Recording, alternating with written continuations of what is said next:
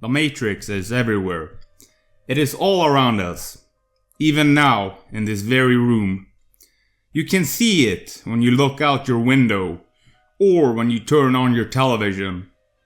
You can feel it when you go to work, when you go to church, when you pay your taxes.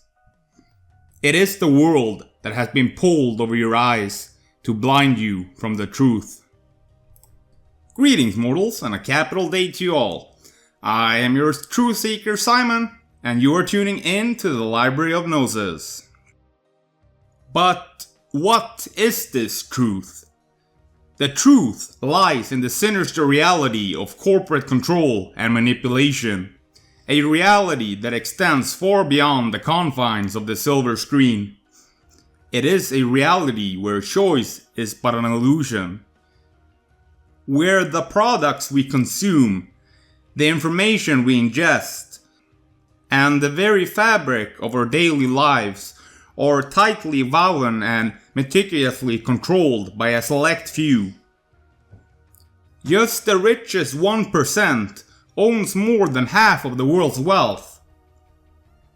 In an age where variety seems endless and choices appear boundless, an unsettling reality lies beneath the surface of our consumption habits. A select few multinational conglomerates control the vast majority of products and services we use daily. Walking through the aisles of any supermarket or browsing online stores, consumers are bombarded with a plethora of brands and products, from cereals and beverages to personal care items and household cleaners. The diversity is seemingly impressive. However, a closer inspection reveals that many of these brands are owned by a handful of giant corporations. In today's globalized economy, the food and the beverage industry has become increasingly consolidated, resulting in a scenario where only 10 major companies produce the majority of the food and drink we consume daily. The 10 corporations dominating the food and beverage sector are Nestle, PepsiCo, Coca-Cola, Unilever, Danone, General Mills, Kellogg's, Mars, Associated British Food, and Mondelez. This creates an illusion of choice, where consumers believe they are selecting from a wide array of independent products, but in reality, their money funnels back to the same few corporate entities. These conglomerates extend their influence through a complex network of subsidiaries and acquisitions. Okay, 10 companies produce all the food we consume. That is pretty frightening, but the story doesn't end here. In reality, the ownership and control of these corporations are even more concentrated. The largest shareholders in these companies are the financial giants BlackRock and Vanguard, which means that the production of a significant portion of the world's food supply is ultimately overseen by just two entities. What's more unsettling is the relationship between these two financial behemoths.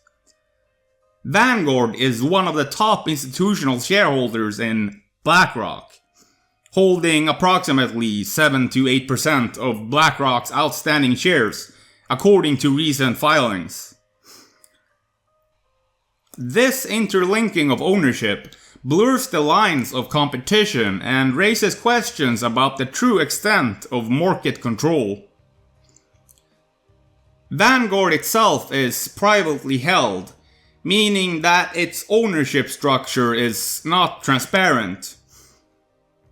This opacity makes it difficult to trace the ultimate beneficiaries of these investments. It creates a situation where the public is distanced from understanding who really controls the food they consume daily. BlackRock's net worth alone is equal to half of America's gross domestic product. I'd like you to think about that for a while. But the tentacles of corporate control do not stop there. They extend into the realm of media, where a mere 6 corporations reign supreme, shaping the narrative we consume and molding public opinion to suit their agendas. 6 major corporations control about 90% of the media in America, raising concerns about diversity of viewpoints and the independence of journalism. These corporations are Comcast, which owns NBC Universal, including NBC, MSNBC, and Universal Pictures. The Walt Disney Company, which owns ABC, ESPN, Disney Channel, Marvel, Pixar, and 20th Century Fox. AT&T, which owns Warner Media, including CNN, HBO, and Warner Bros. National Amusements, which owns Paramount Global, including CBS, MTV, and Paramount Pictures. News Corp, which owns Fox News. The Wall Street Journal and New York Post. And Sony, which owns Sony Pictures and Sony Music. The strategy of diversification and acquisition has enabled these corporations to establish monopolistic control over the market. By absorbing competitors and branching into different product lines, they can manipulate market prices, control supply chains, and maximize profits. This vertical and horizontal integration not only stifles competition, but also ensures that these companies maintain a tight grip on market power, leaving small businesses and independent voices grasping for air in their suffocating shadow. The dominance of these few companies has far-reaching implications for consumers. With less competition, these corporations have little incentive to innovate or improve product quality. Price manipulation becomes easier, and consumers often pay more for products that are essentially controlled by the same parent company. Moreover, the marketing practices of these conglomerates often emphasize brand loyalty and convenience, which further entrenches their market position and discourages consumers from seeking alternatives. In addition, the concentration of corporate power has social and political repercussions. These corporations wield significant influence over regulatory bodies and policymakers, often lobbying for legislation that favors their interests. This undermines democratic processes and perpetuates economic inequality, as these companies can shape laws and regulations to preserve their market dominance. We do not have nation states anymore. We only have multinational corporations masquerading as separate governments. But what if the consolidation of the production of everything is not driven solely by profit motives, but as a means to an end, driven by a sinister agenda? These tentacles extend far beyond just what you consume. When you basically own everything, you are able to shape people's perceptions and worldviews completely. You are able to manufacture cultural movements and ideology, making them seem grassroots while you pull the strings from the shadows. Like the ship of Theseus, the prison has slowly been manufactured around you, piece by piece, unnoticed to conscious awareness, but only felt by the subconscious mind. The satanic agenda is to invert everything, invert nature. What was originally bright has become dim. What was beautiful has become ugly. Quantity over quality. The world has become a bland place. Left is right, up is down. Welcome to Clown World. For more than a century, ideological extremists at either end of the political spectrum have seized upon well-publicized incidents such as my encounter with Castro to attack the Rockefeller family for the inordinate influence they claim we wield over American political and economic institutions.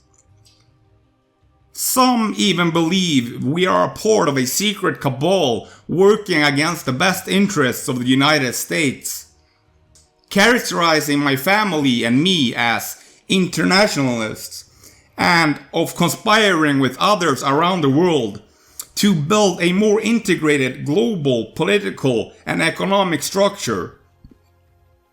One world, if you will. If that is the charge, I stand guilty, and I am proud of it. David Rockefeller. It is time that people wake up from the matrix that has been constructed around them. They may enslave your body with chains of iron, but do not let them subjugate your inner sanctum. Break free from their mental control structure and reclaim your sovereignty. Becoming mentally liberated is the first step towards gaining your physical freedom. You can only be bound by the chains you refuse to see. Now we are coming to the end of this broadcast. I would like to thank you for watching. If you enjoyed it, please leave a comment below and do share the video to spread awareness of this important subject. Finally, since this is all about money, if you wish to support me financially, then check out my Patreon. Alright, I will see you in the next one, mortals.